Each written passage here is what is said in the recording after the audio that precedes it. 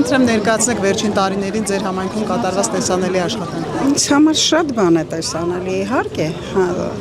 մեր երկիրը ծաղկում է, ուղղակի բարգավաճում է, այն ինչ որ ապրել ենք, այն ինչ որ տեսել ենք, կարող ենք համեմատել, իհարկե ոչ։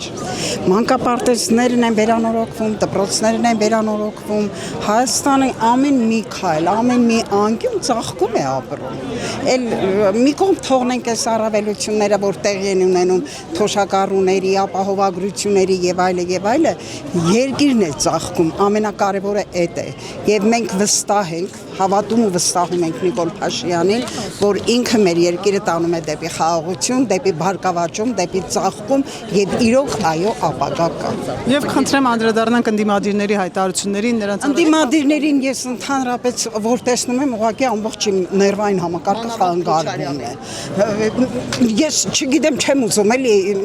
ավելի կոպիտ վերաբերվեմ, ուղղակի ամոթ պիտի ունենան իրենք։ Ուղղակի ամոթ պիտի ունենան իրենց արածից հետո, մարտի 1-ից հետո, հոկտեմբերի 27-ից հետո, այդ թալանից հետո մեր երկիրը այն ամենաստրատեգիական օջախները հանձնելով Ռուսաստանին, երկիրը ուղղակի ապականելուց հետո նորից գալիս են իշխանության, ուղղակի պիտի ամոթ ունենան, այսքանը կարող եմ ասել։ Հավանիչ տեսանյութը եւ բաժանորդագրվիչ նորությունները բաց չթողնելու համար։